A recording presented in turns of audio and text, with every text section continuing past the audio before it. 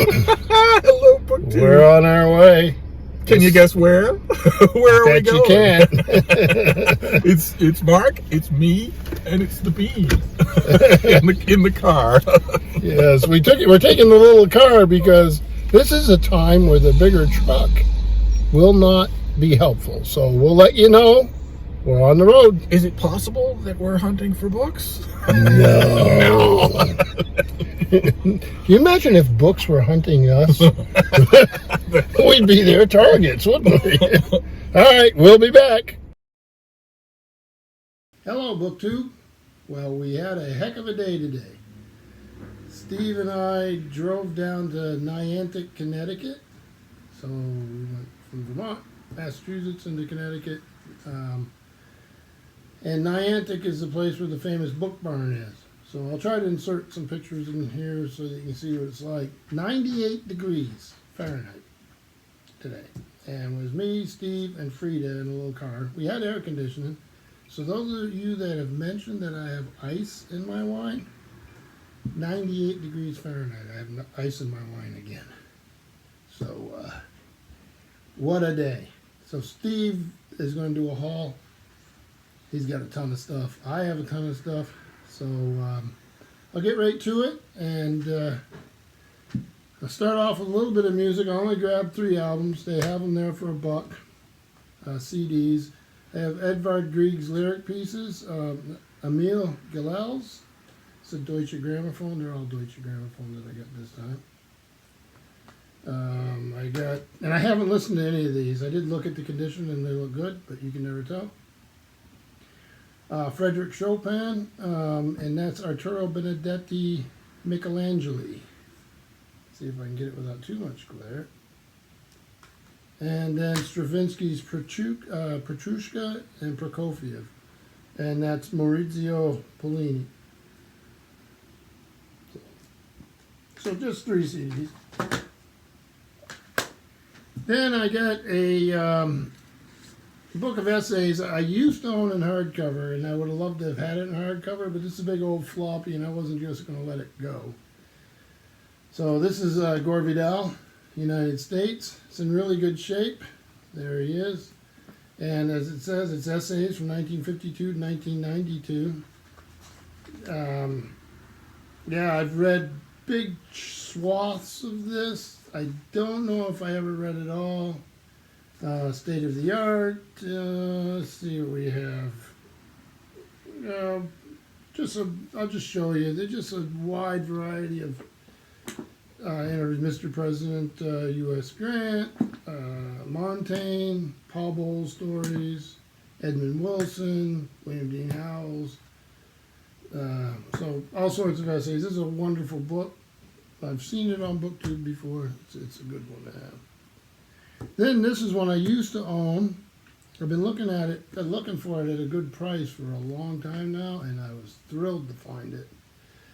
There's a companion one that goes with it. This is Faust the Theologian by Jaroslav Pelikan, a scholar that I admire. Yale University Press, and this came out in 1995. Let me see if they...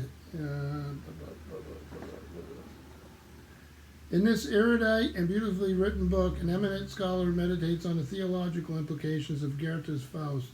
Jaroslav Pelikan reflects on Goethe's statement that he was a pantheist when it came to science, a polytheist in art, and a monotheist in ethics, and he uses it for the first time to analyze Faust's development as a theologian.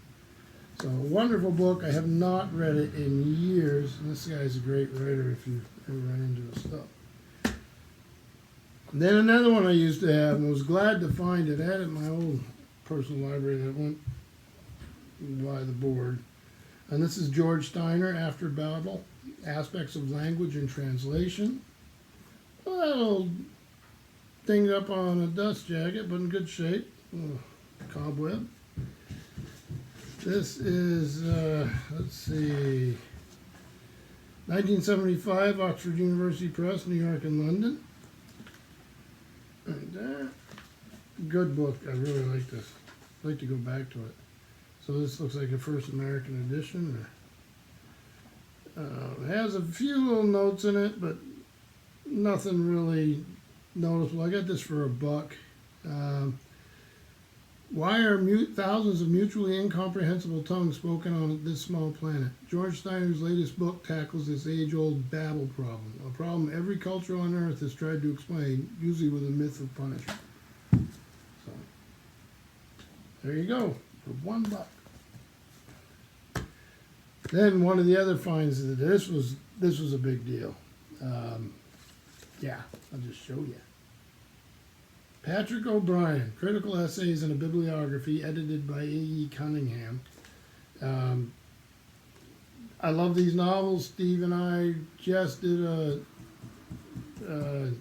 discussion of the Mauritius Command on his channel, and we're moving on to Desolation Island, the next one. These are great novels. And this I had never seen before. This is W.W. Norton and Company, of course, New York and London. Came out in 1994. So as an introduction, a piece by Patrick O'Brien, a piece by Charlton Heston, of all people, N.A.M. Roger, the famous historian, Byron Lavery, the great ships historian, talks about Jack Aubrey's ships. There's a fictional interlude, 2 stories by Patrick O'Brien, Sapphire and Simon. And then there's a part called A Bibliographic Record. This is bibliography by A.E. Cunningham and 4 Decades of Review by Stuart Bennett. So here's Lavery's Aubrey's ships. I have not looked at any of this stuff. We just got home and we decided we're going to just make our videos and enjoy our treasures with you. So I was really, really, really excited about this. This is wonderful. And then speaking of Patrick O'Brien, I picked up Dean King's A Life Revealed. Patrick O'Brien. And this is Henry Holt. And this came out in 2000. So O'Brien was a bit of a complicated fellow. It was always hard to tell when the fiction ended and the truth started. And he could be a bit of a recluse. He could be an enigma for sure. So, interesting fellow. And a great writer. Then I added to my Howard Chappell collection. And this is The Search for Speed Under Sail, 1700 to 1855. Big old thing. I have the American Sailing Navy in the other room. Let's see, and I have the History of American Sailing Ships. So these tend to be very technical. Dust jacket falling off here, but they're quite amazing volumes. So I learned a lot from them. Glad to have them. If you're into ships, especially older ships, this is Chappelle. Somebody you gotta have. When did this come out? This is Bonanza Books, New York. I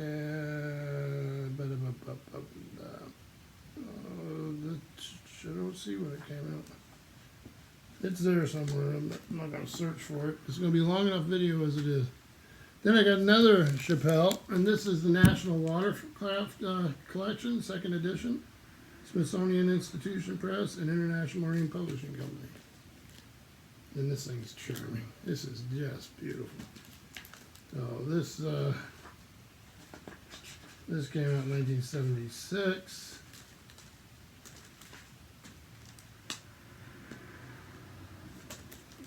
This sort of stuff. Just randomly open so you can get a feel. You can sit down with this all day, and I do. So these are wonderful. So a little Chappelle. A pile over here. Gonna have to have a drink of this wine. It's hot here. So when we go down 91. through Vermont, all the way down to Springfield, Mass. And we get down to Hartford, Connecticut, and then we go over, I think it was, can't remember the route number, but driving got a little crazy once you get towards the cities. But, so then I decided to finally pull the trigger on Samuel L. Morrison's History of the United States Naval Operations in World War II. And I got 2 random hardbacks and just decided I'm going to put them together. Both in good shape, wonderful books. This is The Struggle for Guadalcanal, August 1942 to February 1943. So that would be volume 5. There are 15 if you count the supplement. This is them on the back. Let's see if I can do it without a glare so you could actually freeze that if you were interested. Let's see.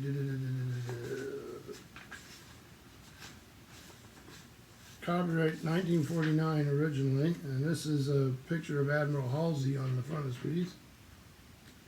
Looking very stern. And look, there's the maps. These are fantastic. I know that Peg at the History Shelf has a collection of them. I've always wanted to build up the collection. I always thought I'd have to buy it all together, and finally just decided, no, I'm just gonna go for it. Because you can read these individually just very easily. So. And the other one I got is number 3, yeah. And this is History of the United States Naval Operations World War II, The Rising Sun in the Pacific, 1931 to April 1942. Again by Samuel L. Morrison, of course. And there's the Admiral right there. And let's see, he was a historian, that America's great historian, and he was attached to a lot of these operations as an official historian, and the work he did with these, it's a monumental achievement on top of everything else he did in his life. So thrilled to have these. It's funny, I was talking to Steve about a fiction volume I wanted to find. I found one in beautiful condition.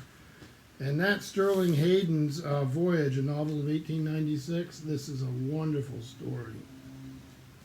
It starts in Maine and deals with ships going out to California in 1896. Sterling Hayden was an actor. He wrote a wonderful memoir called Wanderer about sailing and about Hollywood. Easy to YouTube him. There's plenty of film clips about him.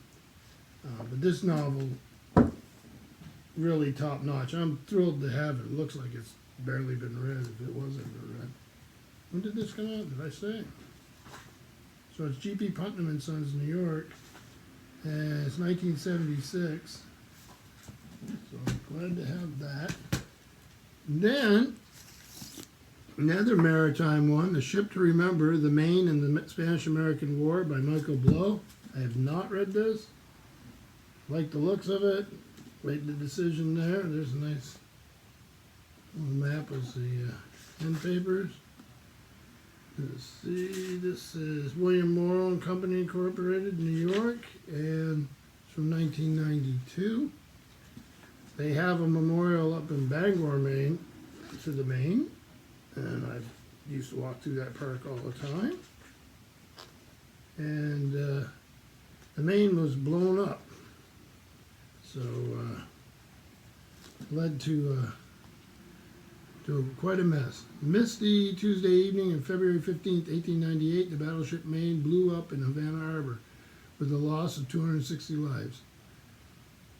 A court of inquiry determined that a mine had caused the disaster. No blame was assigned. Yet the United States soon rushed into a war that thrust it on a course of expansion and brought responsibilities and commitments that still plagued its nation almost a century later. So there you go, we'll see. Then this one I can fix up a little bit. The dust jack's a little dinged up, but I've got library tape for that and stuff. And that's G.J. Marcus, The Conquest of the North Atlantic. I've seen this many times, and I'm trying to remember if I read it. I may have. New York, Oxford University Press, 1981. Let's see what kind of images they got. They got some maps and stuff here. So Orkney Islands in Greenland.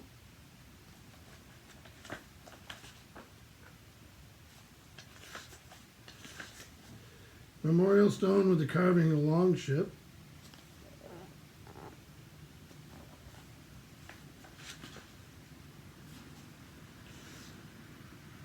Skellig Michael, Coastal Island. So the early voyages into the deep waters of the Atlantic rank among the greatest feats of exploration. In tiny, apparently fragile vessels, the Irish monks searched for desolate places in the ocean in which to pursue their vocation. Their successors, the Vikings, with their superb shipbuilding skills, created fast, seaworthy craft which took them far out into the unknown until they finally reached Greenland and America. G.J. Marcus looks at the history of these expeditions not only as a scholar and historian, but also as a lifelong friend of experienced seamen. So we'll see. It's like I say, the dust jacket's a little beat up. It came out, what did I say? Oh, this is really a cool picture. Just went right by it. Portable vessel of water.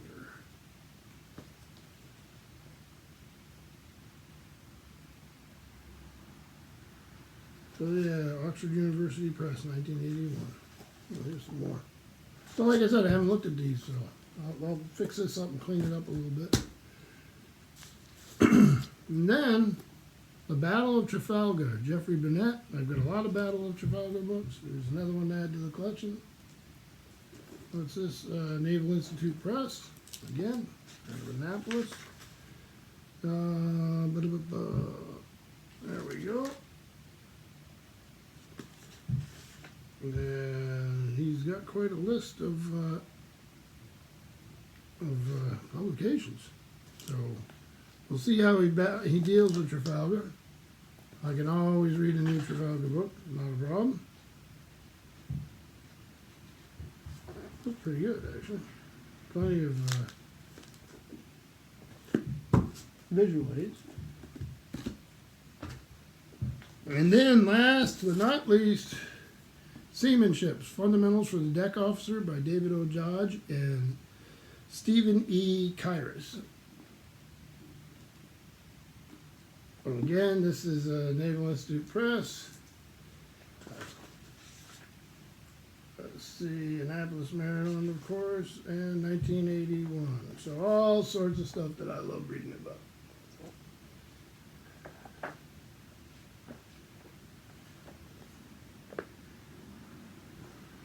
Good stuff. So, yeah, I'm looking forward to this.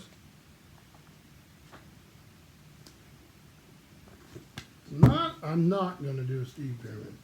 So not a bad day. Niantic was really interesting. It's the first place. It's just 3 different spots, and they're all on this road in Niantic, Main Street, I think. The first part has a lot of outdoor stuff and little tents and pavilions and wooden things and little pathways and fences. And Frida was there, and everybody just loved her. But it was hot, and we went through all these little places. A lot of these things I got for $1. And then we went to another part that's up the road. It was a single building, and it was where I found the Patrick O'Brien stuff, and they had a big section on sea fiction, so I'll go down again. Big room, couple rooms on mysteries, romances that Steve was interested in. And then we went to the downtown part, and all this was in a couple of minutes, and we took the car, but I wouldn't have wanted to walk in the heat. But that had a lot of science fiction. It also had some theology where I found Faust the Theologian. So it was a good day. We had fun. It's 3 hours down, 3 hours back, and not too bad. So we got home by 5 o'clock this evening, and we will post, and I hope you're all doing well. Thank you, BookTube.